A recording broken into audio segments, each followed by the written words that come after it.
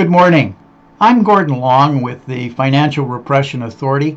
It's my pleasure to have with me this morning Jeffrey Snider. Jeff is the head of Global Investment Research for Alhambra Investment Partners in West Palm Beach, Florida. Welcome, Jeffrey. Morning, Gord.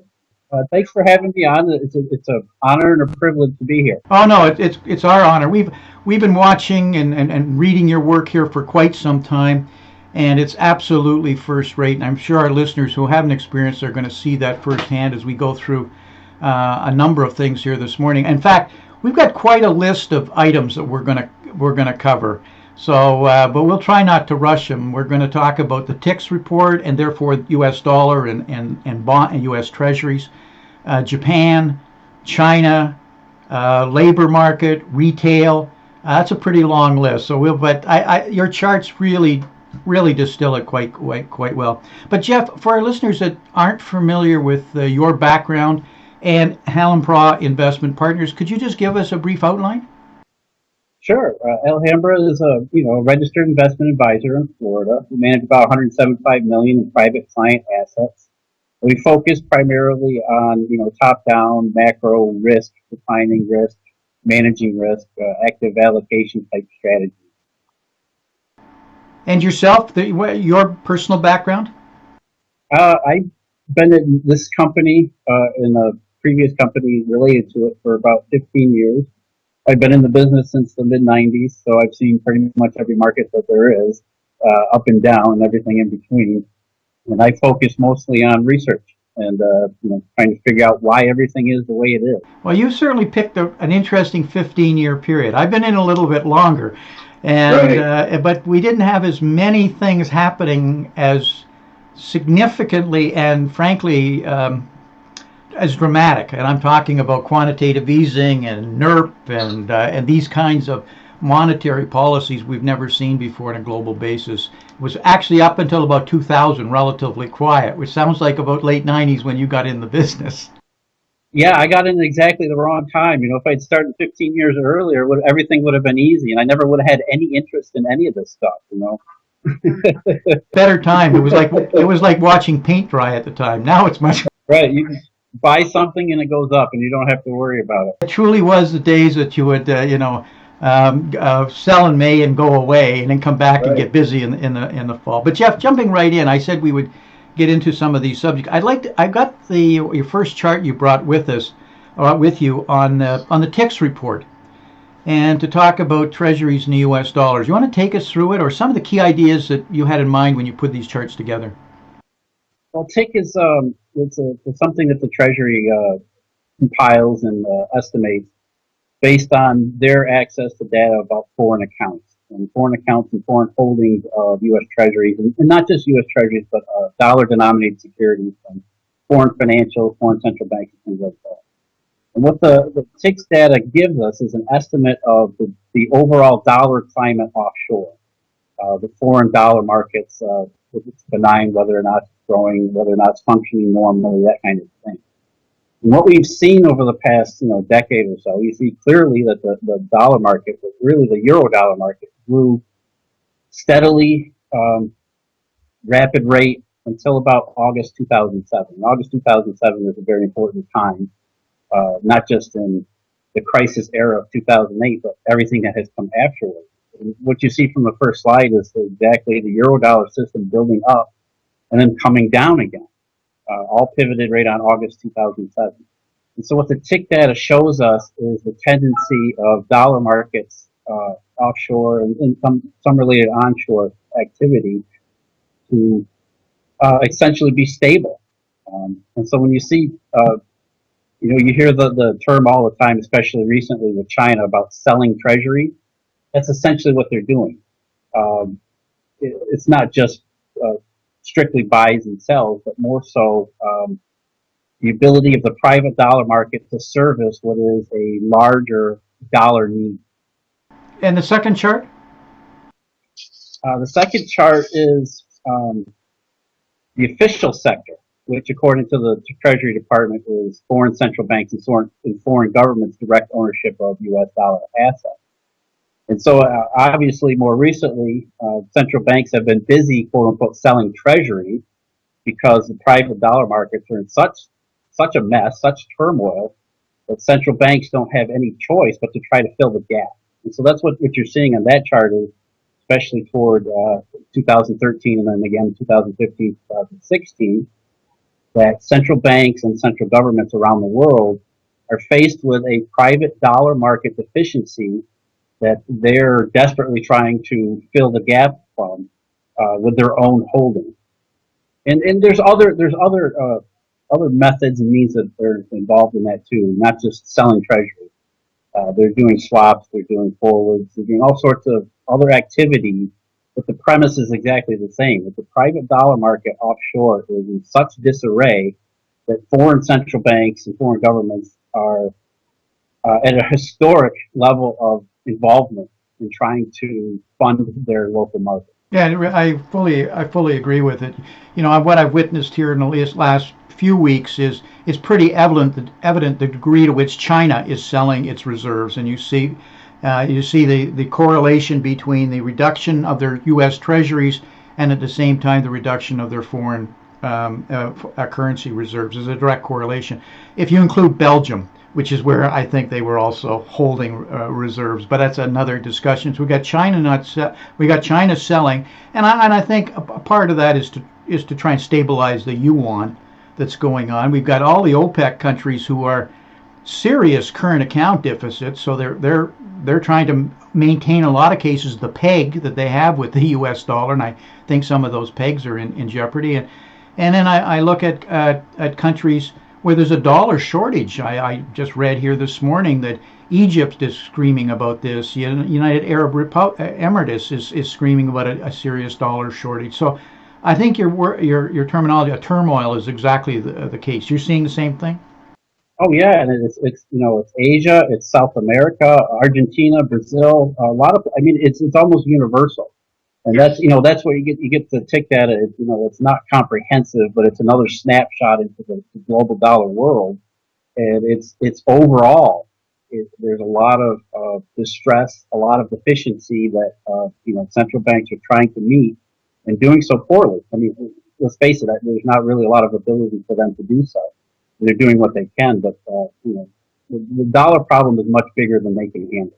The emerging markets who borrowed, and it's been ballparked at between $7 and $9 trillion in loans since the 2008, did it in U.S. dollars. So now their currency's falling because trade is slowing. They've got current account issues, but they got to pay their debt, their IOU, back in these big U.S. dollars. So, which is a serious problem. So all of this is leading actually to dollar strength. I know short term we've had some selling pressures here for what I just said. So there's been some weakness in the dollar. You any feeling for what you think the dollar will do longer term? Well, I like to separate dollar strength, strong dollar, from the wholesale finance end of it. The rising dollar is, to me, a multifaceted term. It's not strictly the dollar index going higher, versus the euro, the yen, whatever else. The rising dollar, the stronger dollar, is essentially the same thing we've just been talking about. It's a manifestation of the dollar short. You think about the world of short dollars.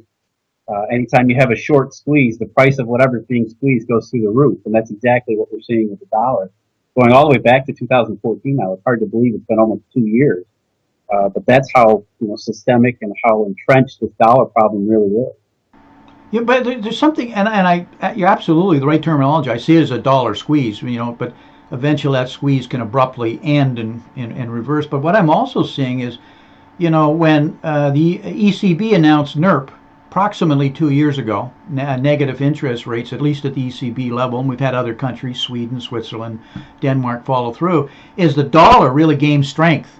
There's a direct correlation when that happened. But now we have Japan announcing and going relatively full stream in NERP, and we all know the Japanese carry trade. Is that going to put further, as a flight from Japan into the U.S. dollar is going to put further longer term pressures on the U.S. dollars, assuming we don't go NERP?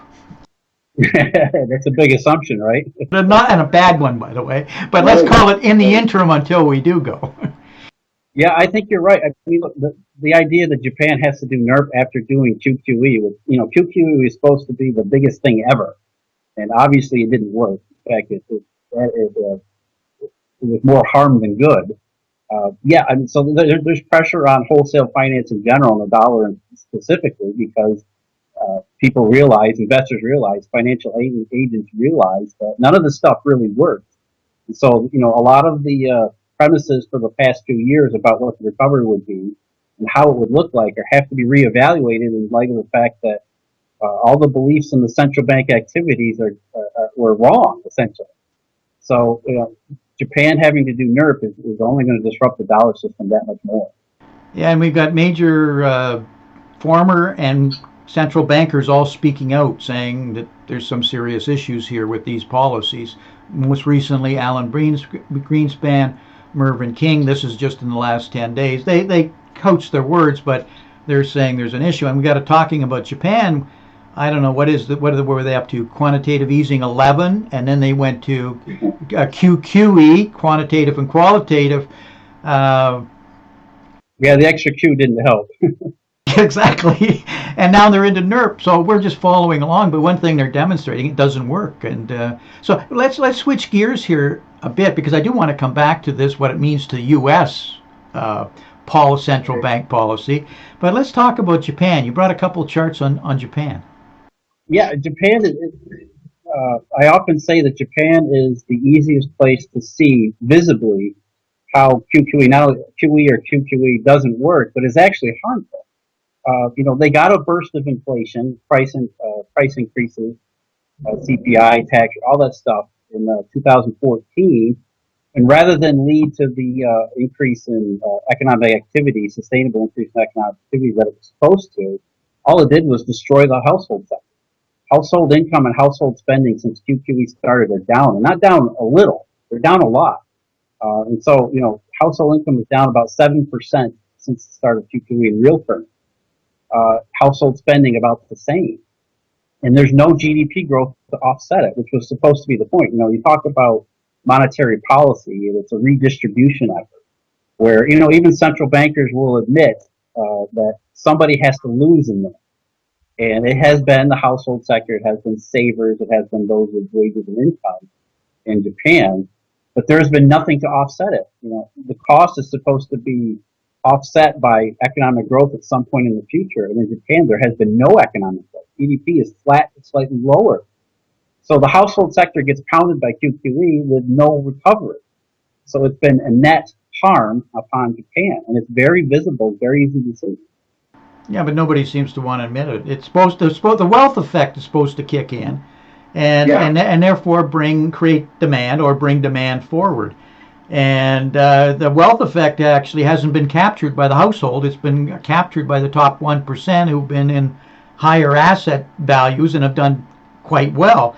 But meanwhile, the household, they've got no savings and there's no money on earnings or interest. And I'm referring to the retirement group who are absolutely being devastated, or just the savers in general. So there's no demand. I have a further point I'd make on that, Jeff, before we go on. Quantitative easing was about bringing demand forward. We'll debate whether it did it, how effective it was when we first started, but we're 6 or 7 years into it. How much demand can you actually bring forward? But I don't even think that's the problem. It's not a demand problem, it's a supply problem, because what cheap money does, it also expands supply dramatically, because everybody can expand. We saw it in emerging markets. You just take a trip through the country's emerging market, the explosion in investment in manufacturing and raw materials has been mind-boggling. And what happens then is you lose pricing power. And when things start to slow, you can't sustain it. You got no pricing power, so supply has a huge issue. And so it's more than just demand. We went on too long with the policies, minimally, I'll say that. Anyway. Well, in Japan, it's actually worse, because not only does the household have none of the benefits of QQE, Japanese companies that did get some nominal yen inflation through the yen's depreciation started offshoring all their production. So not only did the household sector take the brunt of it, the supply side of Japan shrunk essentially as they moved a lot of productive capacity offshore. So it's not just that the household sector got worst end of it. The entire Japanese economy was impoverished by QQE. And it's the same in any of the other QEs, but in Japan it's the most visible. You can actually observe the direct effects more clearly. They're not obscured by other factors that are, in the U.S. we have a bond market that's robust, or in Europe that has other factors. So Japan is a test case, almost clinical conditions for QE and QQE, and it failed on every count. And your prognosis for NERP? The problem with NERP is we don't really know what the harmful effects could be, the feedback effects, and some of the other potentially negative problems with it, especially if you start seeing convertibility. Banks or even people trying to get away from negative interest rates on money or money deposits. What happens if they start turning, like they did in the 19th century banking panics, to actual physical cash? And that happens at some point. We have no idea what that point is, but that's the danger there. NERP is not just potentially a failed monetary policy in the waiting. It has some really possibly huge distortions that we don't really understand. Can you actually have NERP in a cash society? Doesn't it force you to move to some level of a cashless society to stop that, or to allow to have NERP? Yeah, in a lot of cases, first, holding cash is a negative yielding prospect to begin with. There's a cost to doing it. Inflation and, just physical, finding a place to store physical bills and physical notes. The level of, where does it change from where we are now with the banks just accepting negative rates to actually being motivated to do something about it? We don't know exactly where that line is, but eventually, once it's crossed, the effects of that are in some ways unknowable, because the system that potentially represents hasn't existed in 100 years. So we don't know what happens if you go backwards or that far backwards. But I guess I think that highlights just how far gone we are, how little effect central banks have had over the last, we're really talking about a decade here. Everything really started to happen in August 2007.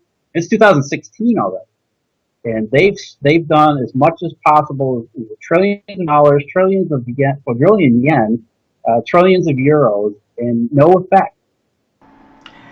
Jeff, I can be personally very negative on all the central banks and their policies, but on a positive tone, I've got to say they have done everything humanly possible based on if we're trying to solve all our problems with monetary policy. The problem is that monetary policy is like driving a caterpillar tractor with one lever. You need multiple levers to be able to turn it.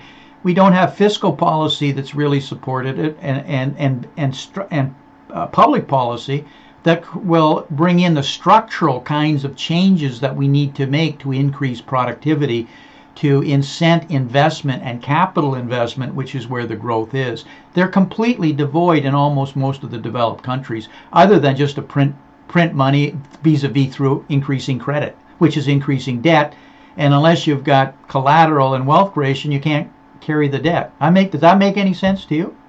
Oh, it's absolutely right. I mean, I think that a lot of the developed world economies, and even the emerging market economies, have gotten addicted and used to monetary side exclusively, and the fiscal side has been completely ignored. I mean, regulations are a huge problem, not just in the U.S. but in the entire developed world, and that hasn't changed. It's only gotten worse over the last 8 years. That needs to happen.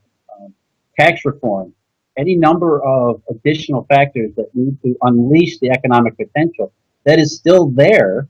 It's just buried underneath. Again, how many decades of unrestrained monetary growth, unrestrained credit growth, really, globally.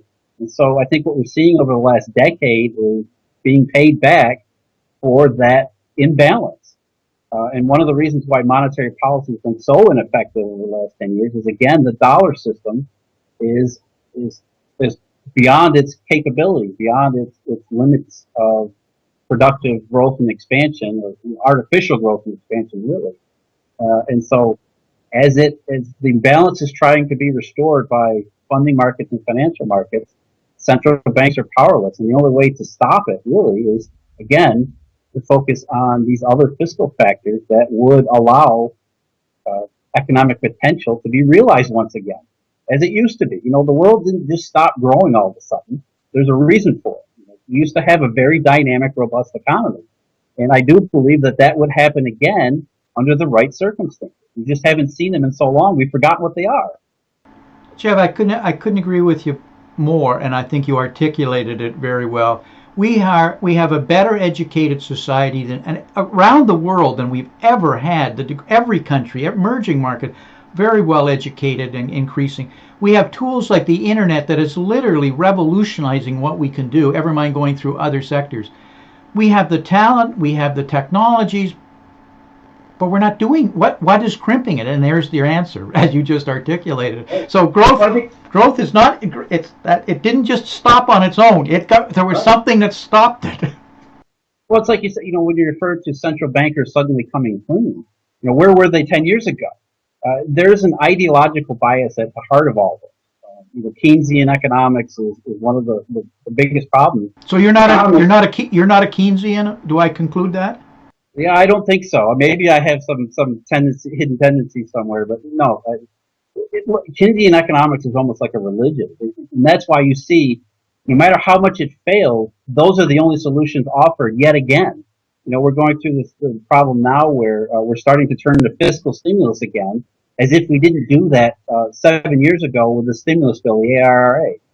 So, you know, why are we still doing the same things that didn't work? Why are we doing NERP after QE? And the reason is because economists will not uh, act as if they can see what's going on and actually make enough changes to their own philosophies and ideas to allow the economic potential to grow. Because, I mean, look, if the economy grows without central banks, then people might realize, what do we need a central bank for? Well, that's a whole show in itself, but I won't go there right now. Well, we have Nobel laureates and some of the greatest Keynesians, and I'm thinking Krugman, and says, well, the problem is very simple. You just haven't spent enough. So if you've got a problem, double up on the problem. But I'll leave that. Let's move to China, because China hasn't been around in a capitalist system that long to have the regulations and all the kinds of impediments we're talking about with growth. What's going? You brought some charts on China. What's going on in China, or are they just a casualty of the rest of the world? Well, they're both. I mean, look, they started out as with all those impediments, as you say, and they've been haphazardly and ad hoc trying to remove some of them in a almost a controlled fashion.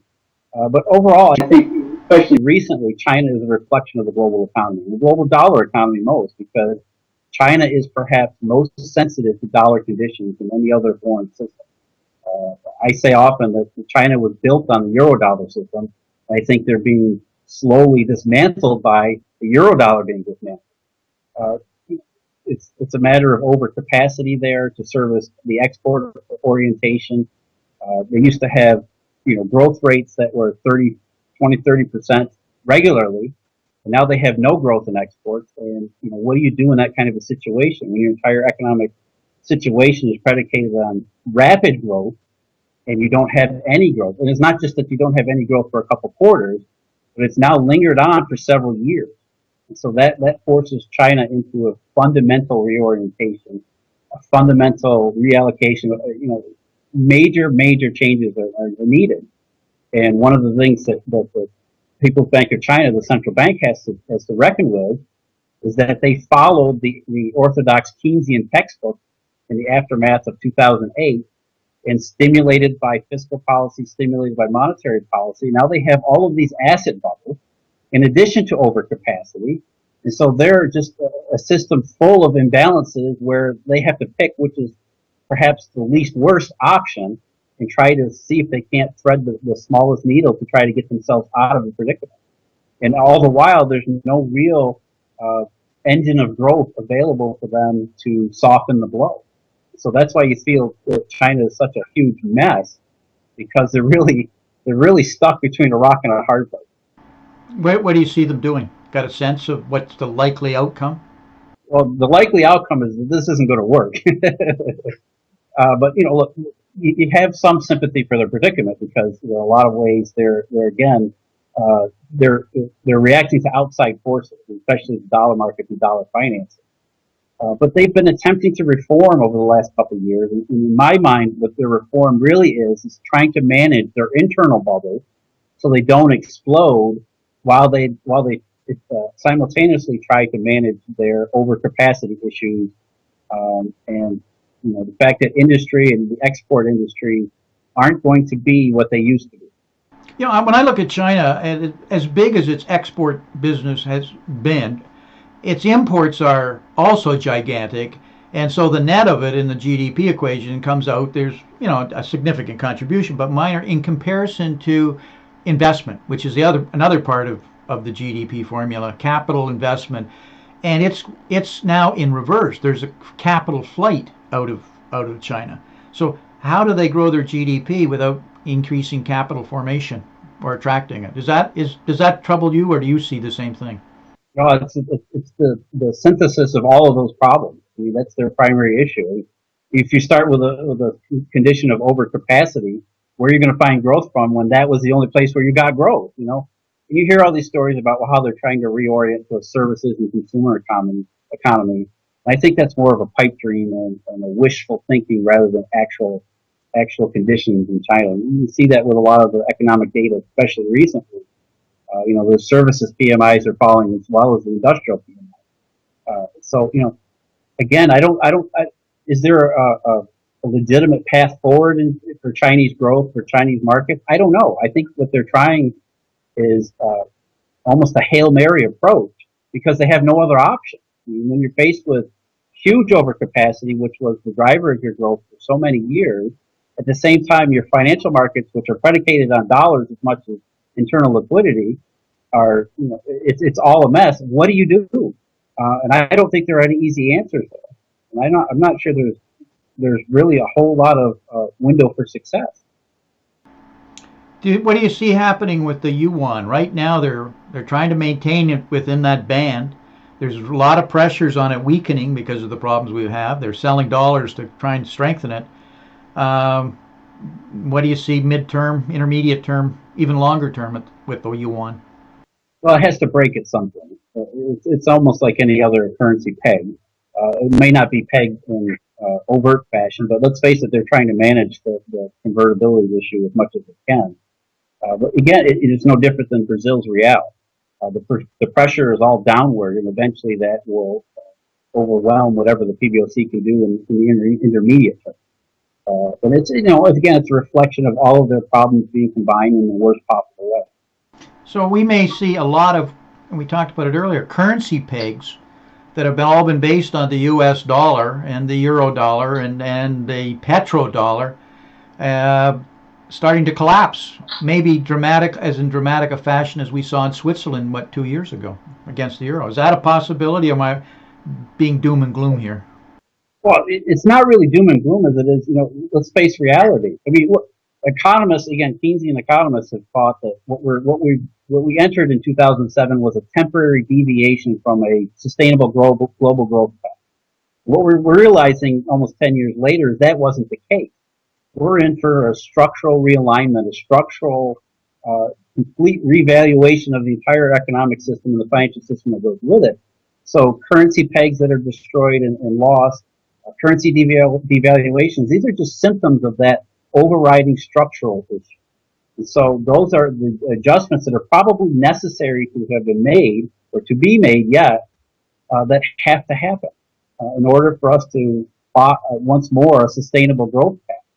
So we're really just, we're still dealing with the fact that central banks are trying to act against what is the more natural market forces. Well, I think you're again right on with that, Jeff. After the Second World War, the state of the globe world was in such a disarray and imbalances that we had the Bretton Woods and we came out with the World Bank, IMF, the dollar as the reserve currency that to stabilize the world. And I think my opinion right now is globalization. And what has happened so dramatically is we're now at imbalances, and all these things we're talking about are symptoms of change trying to happen. That it's almost of the same magnitude where we need the same kind of realignment. And we address the dollar reserve, a dollar as a reserve currency. And I'm not picking on the dollar, but changes, institutional changes that need to happen. And unfortunately, I suspect they're going to wait until a crisis happens to make the changes. That's human nature. I mean, that's the way. I mean, they call the FAA the tombstone agency for a reason. You know, they don't change until there's an accident. You know, we didn't get any even hints of reform until 2008 happened. And even then, it was only partial and misguided and misdirected. But yeah, I think we are headed toward a systemic reset. And that sounds horrible. It sounds like the end of the world type stuff, but it's really not. We've been through this before, as you alluded to in the 1940s. We went through it again in the 1960s and 1970s. It's usually a messy process, and there's a lot of risks to navigate. But if it's done correctly and done in a sustainable, intelligent fashion, it can work. There's hope here. The problem is, I think, 10 years on from the start of all this mess and financial turmoil, is that it has to happen. I think that's the verdict of what we're seeing, especially recently, is that, there is no other option here. We cannot go back to the way the world was before 2007. I may be a little older, but I'm very, very optimistic about the future. But the future, unfortunately, I'm talking about 6, 7, 8 years out from now, when we go through this very, very messy adjustment that has to happen. But when we go through it, and it'll be ugly and it'll be incredibly disruptive, on the other side, the world, some of the greatest growth in the world may be in front of us. And for those that'll be living during that period and have kept their wealth and protected themselves effectively, it could be just a phenomenal time. So it's not a time to be negative. It's just a time to really be realistic. Jeff, for the sake of time, moving around, let's come back home now, if I can say that, to the United States. And because I wanted to talk about retail and the labor market, the United States has been the global engine for decades, and we've always talked about the U.S. consumer for decades. When would they ever be tapped out and stop spending? And no matter what, it just kept on spending. And now we have a 70% U.S. consumption. But I just think the U.S. consumers now tapped out, and I see that when I look at retail growth and square footage. I'm wondering how it can sustain. You brought a couple of charts on retail. Yeah, well, retail sales have been low or negative and recessionary low, even when you include auto sales, which suggests U.S. consumers aren't spending at all, let alone, they may be tired or under some pressure. They're under significant pressure. And, so when you see retail sales depressed as they are, it makes sense in terms of when you think about a manufacturing recession, for example. Well, we're in a manufacturing recession in the United States. Right, and there's really no mystery as to why. I mean, if consumers aren't spending through retail sales, manufacturers aren't going to produce goods. What the really concerning part is the inventory end of that, where you have retail sales horrible, but inventories are still rising even though manufacturers are already cutting back, which suggests that the problems are much worse than they even appear at this particular moment. Yeah, we used to call it channel stuffing, but yeah. I think that's what's going on here. But it ends badly. So if this is a trend, though, this is not just this quarter or last quarter. This slowing in retail consumption is a fixed trend in place now. Yeah, it started about 2012, which is a significant period. It aligns with a lot of the other global economic factors that we see. Chinese exports weakened in 2012 too, which again makes sense. It's confirmation of what we're seeing with U.S. consumers. But really, since the quote unquote rising dollar in 2014, the U.S. consumers has fallen off the cliff. Retail sales and a lot of the subcomponents, ex-autos, have been negative in their year-over-year comparison throughout 2015 and into 2016. So obviously, U.S. consumers were in trouble for a couple of years there after 2012, but that has only amplified in 2015 and 2016, which goes along again with this appearance of a manufacturing recession and economic difficulties in a lot of the overseas economies that depend upon export growth. Is there any chance that this is going to change? Well, it's already been almost 2 years, so eventually you think you find a bottom, but it's almost like it's a slowdown that won't stop slowing down, which is what it really looks like. It's not your typical recessionary formation. It is, I think, what it is more so than anything is this lack of real recovery, that has over time just eroded the strength of U.S. consumers to continue to expand their activity. And so you see this, slow downward slope that just keep going downward. With the rise of inventory, manufacturing already adjusting, at some point you'd think it'd have to break into something more more similar or more conducive to something like recession. Well, we've got it, the U.S. middle class, if I can use that terminology. I mean, and I think when you look at the current primaries going on in the United States with the turnouts you're seeing for candidates both on the Democrat and the Republican side who are anti-Washington, it says there's a lot of strong hostility that's stemming from problems in the middle class right across the country. I don't know if I'm overstepping that, but there's definitely a symptom there. They just can't find work that pays enough to really uh, support their families and education and everything else that goes with it. So there's no savings, and if there's no savings, corporations don't, product capitalist systems about savings being reinvested into productivity, capital expenditures. Capital expenditures are not happening in corporate America. Unless you get capital expenditures, you don't get productivity. Without productivity, you don't get an increased standard of living. And here we go back with the problem. Right. So we're almost cancerously eating out capitalist system because of a lack of savings. Well, it's like, there's also monetary policy in there. I don't want to always go back to monetary policy, but what have companies been doing over the last several years? Instead of investing in their productive capacity through capex, they've been buying back their shares. Worst of all, borrowing to do it. So it's almost perfectly aligned with monetary policy because monetary policy is designed for companies to borrow more. It's just that the economists expected that they would borrow more for productive capacity rather than the financial capacity. When buybacks are measured in trillions, hundreds of billions of dollars, we're not talking about some minor adjustment here.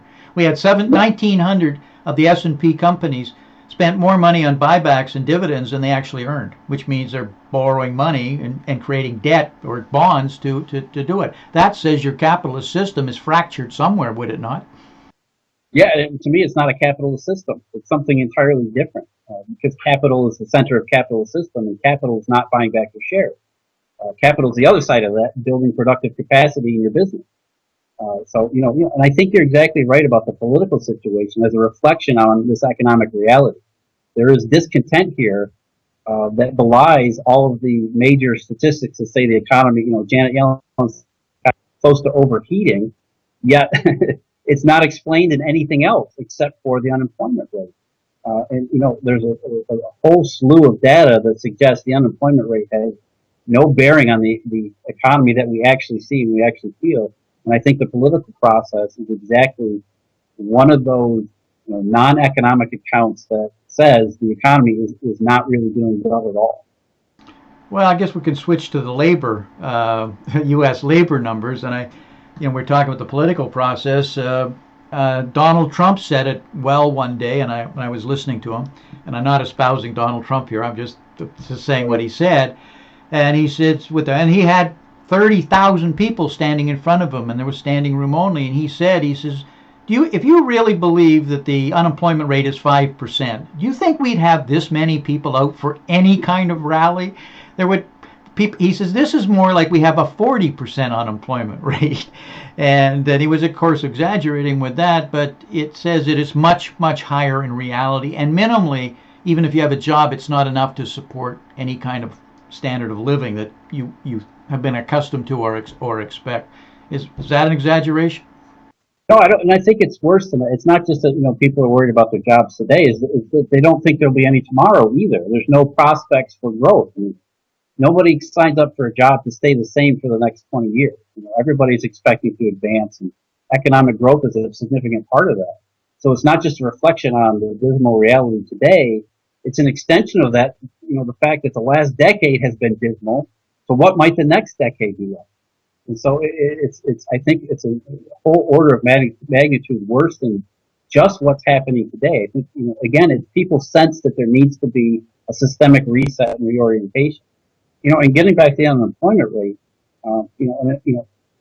the best job market in decades is what we've been told over the last couple of years, but yet we don't see it anywhere else. The unemployment rate goes below 5%. We're told we're at full employment. Yet why are retail sales contracting? Why do we have a manufacturing recession? That doesn't make any sense. Why are food stamps still at 45 million people?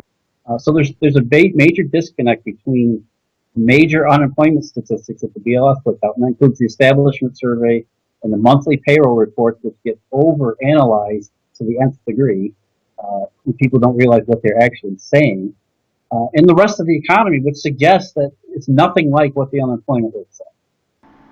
Well, if you look at the numbers, and I look at them closely, I think the terminology, I think David Stockman coined it, it's a bartender and waitress recovery, Yeah. waiter recovery, because that's where all the job growth has been.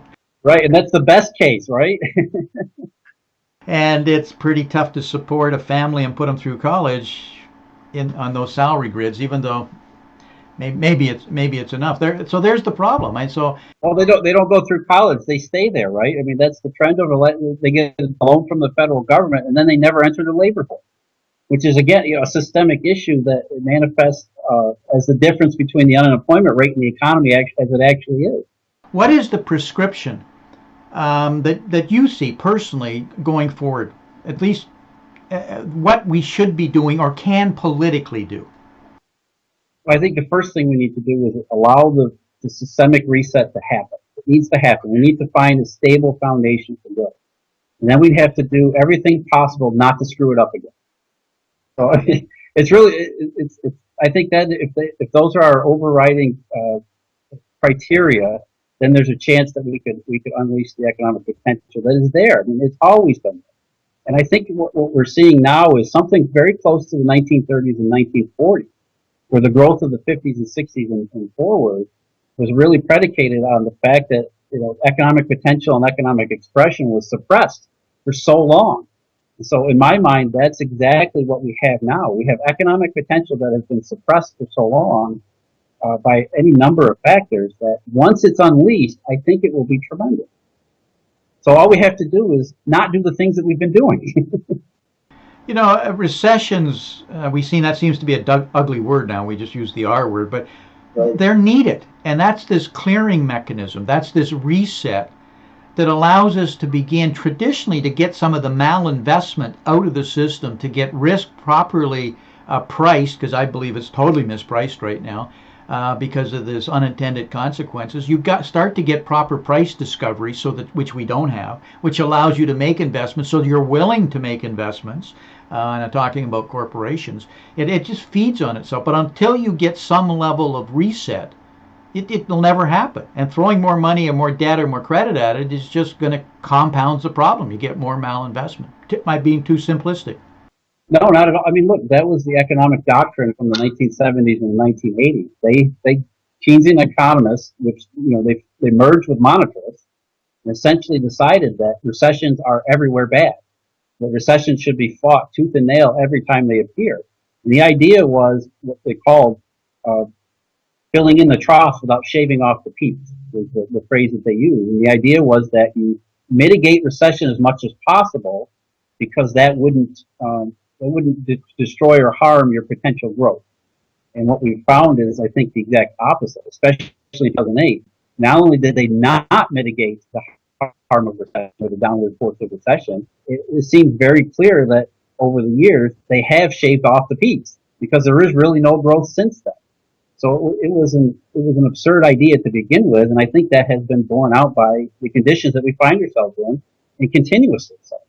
So yes, recession is a necessary process. It's like anything else. Creative destruction makes sense for a reason. Efficiency is the overriding goal here, and it's the overriding condition that allows sustainable growth. And if you don't allow recession, you don't allow failure, you don't allow things to decline, you won't have efficiency. You can't prop up bad businesses and expect the economy to grow. Which is, that's what debt does when it's unfettered by any other constraint. Well, my close associate, Richard Duncan, believes quite strongly, and I argue that we need, this reset. He believes we no longer have a capitalist system. What we have is what he refers to as creditism, and that is what has replaced the capitalist system. Instead of savings, we create credit in lieu of it, and that's the problems. And he believes right now we passed the Rubicon where a reset would cascade, would the dramatic impact on the globe is such that they've almost got no choice but to continue to try and sustain this. And the only way out, he thinks, is the proper use of this money that is created, and that it is applied to areas that in fact would give us growth. sounds like a centralized planning approach, which I have some real problem with, and they never get it right. But he says, Gord, he says it's the only way out. Either that, or it's going to be beyond what you think is ugly. What were your comments on that? Well, I think the creditism, financialism, however you want to call it, monetarism, it's exactly right. We don't have a capitalist system anymore, and we haven't. And part of the problem is the monetary system, this euro dollar, isn't actually money. It's a credit-based system, which means that banks are front and center of creating money that's used in the global economy. You wonder why, there's too big to fail or why banks are always bailed out first. But that's exactly the reason. Because the entire global money supply, the entire euro dollar supply, is predicated on bank balance sheets and bank construction.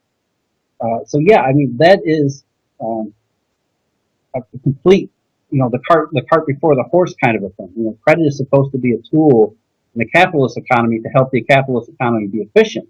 And it's been replaced where the capitalist economy, again, is an afterthought, where the financial economy is always first and foremost. And so, yeah, that's part of the systemic reset that needs to reorient to a capitalist economy that prioritizes money as money and not money as credit. Well, Jeff, we're up against our hard line here, and there's so much more to talk about, but we've got to break. Are there any key messages you'd like to leave with our listeners here before we break? Yeah, I think it's, especially as far as investing, again, as you said before, you have to have a very pragmatic approach to not just the structural risk, the potential systemic reset, but also the individual conditions that we're in. And so, it pays to research. It pays to think about these things in more than just the cursory terms that gets thrown around in the media today. The unemployment rate's a perfect example. If somebody told you in 1999 that there was 200 some thousand jobs on the establishment survey that month, you would say, yeah, you know what, that makes sense. There's no reason to think about how that number came about and how the BLS arrived at that number. But today, when they tell you that it's the best jobs market in decades, and it doesn't look like anything else around you, you need to start looking beyond the headlines. You need to start looking underneath everything and really start to understand how all this stuff gets put together and how it all fits together.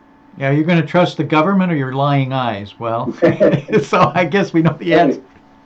We know the answer to that. Jeff, can you tell our listeners how they could really follow your work? I mentioned you published it at David Stockman, but I know you do at other sites too, and how they could learn more about Helembra Investment Partners. Well, everything I publish goes on alhambrapartners.com and our blog. It's syndicated again through David Stockman, a couple other places, Newsmax. I write a regular weekly column at Real Clear Markets. It's usually a longer essay type format. So there's a lot of material out there that I publish.